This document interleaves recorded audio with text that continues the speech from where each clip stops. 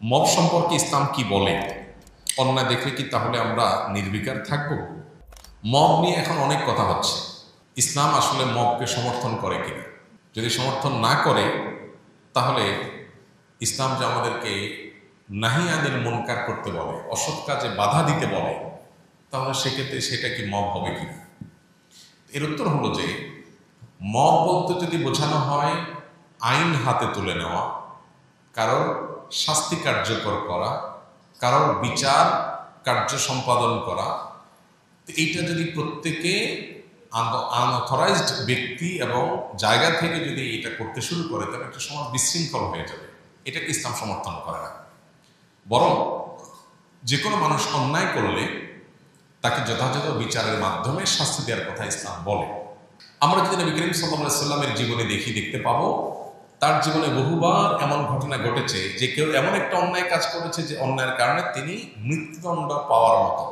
সেখানে উপস্থিত কোন একজন সাহাবী বলেছেন, হে আল্লাহ রাসূল, আপনি আমাকে পারমিশন দিলে এই লোকটা যে জঘন্য অন্যায় করেছে তার শাস্তি আমি কার্যকর করতে চাই।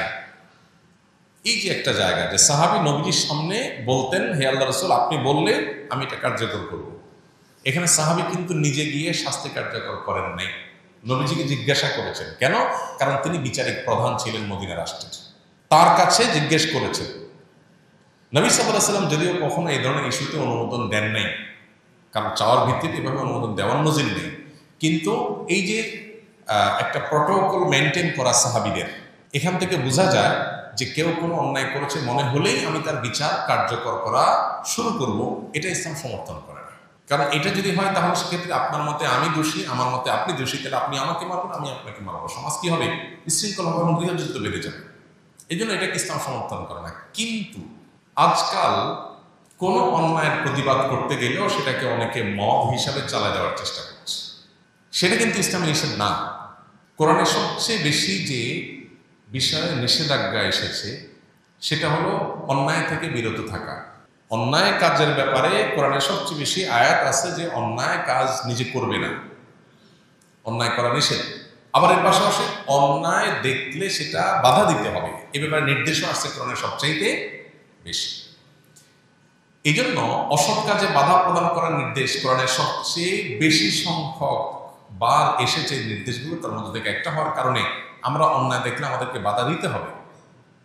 অন্যায় দেখলে যদি আপনি বলেন না এটা আমার কাজ না, তাহলে এটা হলো স্বার্থপর মানুষের কাজ, এটা ইমানদারের ভূমিকা না। ইমানদারের ভূমিকা হলো অন্যায় দেখলে কি করবে, সে বাধা দেওয়ার চেষ্টা করবে। হ্যাঁ, বাধা কতটুকু দেবে? ওই যে তাকে শাস্তি কার্যকর করা নয়, তাকে থামানো। ধরা যাক একজন মানুষ ছিনতাইকারীর কবলে পড়েছে, তাহলে আমি কি ওই লোকটাকে ছিনতাইকারীর হাত থেকে উদ্ধার করে ছিনতাইকারীকে ধরে পুলিশের হাতে সুপর্দ করে দেওয়াটাকে মব বলবো? মোটেই না। এটা হলো অন্যায় প্রতিরোধ করা। এখন আজকাল আমাদের সমাজে দেখা যায় চোখের সামনে একটা মানুষ খুন হয়ে যাচ্ছে, সবাই যার যার মতো চলে যাচ্ছে, কেউ দিকে তাকাচ্ছেও না। এটাকে ভৎসনা করেছে ইসলাম, এটাকে কোরআন ভৎসনা করেছে। এই জন্য অসৎ কাজে বাধা প্রদান এটা ভালো কাজ, কিন্তু কারোর বিচার, কারোর শাস্তি কার্যকর করার দায়িত্ব নিজের কাঁধে তুলে নেওয়া এটা ভালো কাজ না। বিধায় দুইটার মধ্যে পার্থক্য করতে হবে। আজকাল অতিরিক্ত মব মব করতে করতে আমরা সবাই ব্যক্তিকেন্দ্রিক, নিজেকে চাচা আপনার যান বাঁচা আর বাকি সব জাহান্নামে যাক, গোল্লা যাক, শেষ হয়ে যাক, দেশ শেষ হয়ে যাক, এরকম যদি মানসিকতা আমরা লালন করি তাহলে একটা দেশ কখনো ভালো জায়গায় যেতে পারে না।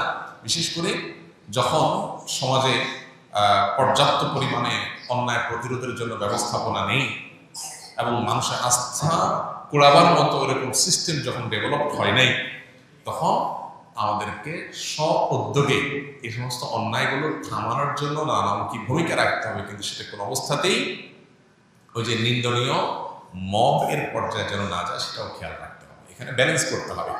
মব মব করে করে আপনি একেবারে নাহি আনিল মুনকার বা অসৎ কাজে বাধা প্রদানের রাস্তাটাকেই বন্ধ করে দিবেন, সেটা একটা সমাজের জন্য ভালো কিছু বয়ে আনতে পারে না। ফেসবুক বা ইউটিউব থেকে উপার্জিত অর্থ হালাল হবে কিনা? ফেসবুক বা ইউটিউবে অ্যাডসেন্স, যেটা নর্মাল অ্যাডসেন্স হয়, এটা দিয়ে উপার্জন করা হালাল নয়। কারণ সেখানে যে অ্যাডগুলো আছে এর মধ্যে প্রায় 100% অ্যাডই হলো মিউজিক নির্ভর। তাহলে অ্যাডসেন্স করে উপার্জন করা মানে হলো আমার একটা হালাল কন্টেন্ট, হালাল ভিডিওর মধ্যে আমি মিউজিক বাজায়া উপার্জন করলাম, তাহলে মানুষকে মিউজিক শোনাতে আমি বাধ্য করলাম, মানুষকে মিউজিক শোনালাম আমি, আর মিউজিক শুনে আমি তার বিনিময়ে টাকা কামাই করলাম। বিষয়টা হারাম হওয়ার জন্য এটুকুই যথেষ্ট হয়ে যায়। এর বাইরে সেখানে অনেক হারাম প্রোডাক্টের অ্যাডভার্টাইজমেন্ট হয়, ধরুন মাদকের অ্যাডভার্টাইজ হল, তাহলে সেক্ষেত্রে আমি একটা হারাম প্রোডাক্টের প্রচারণায় ভূমিকা রেখে তার বিনিময়ে কামাই করলাম, এটা জায়েজ নয়।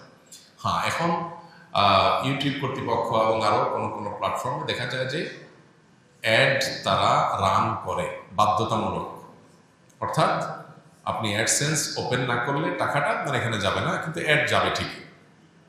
এরকম একটা অবস্থা হয়েছে যে অ্যাড চালানোটা আপনার ইচ্ছার উপরে নির্ভরশীল না, তারা তাদের অ্যাড চালাবে।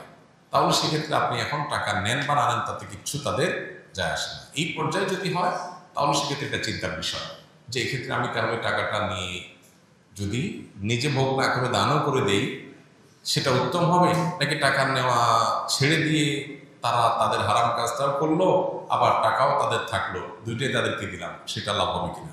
এক্ষেত্রে অবশ্যই প্রথমটা অধিকতর যুক্তিযুক্ত বলে মনে হয়। অর্থাৎ যদি এমন হয় যে না তারা অ্যাড চালাচ্ছেই, আমি অ্যাডসেন্স ওপেন করি বা না করি, তাহলে সেক্ষেত্রে আপনি টাকা নিলেন, টাকা নিয়ে প্রয়োজনে অনেক সময় আমাদের বুস্টের কাজ করতে হয়, সোশ্যাল মিডিয়াতে যারা কাজ করেন তাদের, সেগুলোতে খরচ করলেন অথবা দান করে দিলেন, নিজে ভোগ করলেন না, সেটা একটা পর্যায় পর্যন্ত যৌক্তিক মনে হয়। আল্লাহ।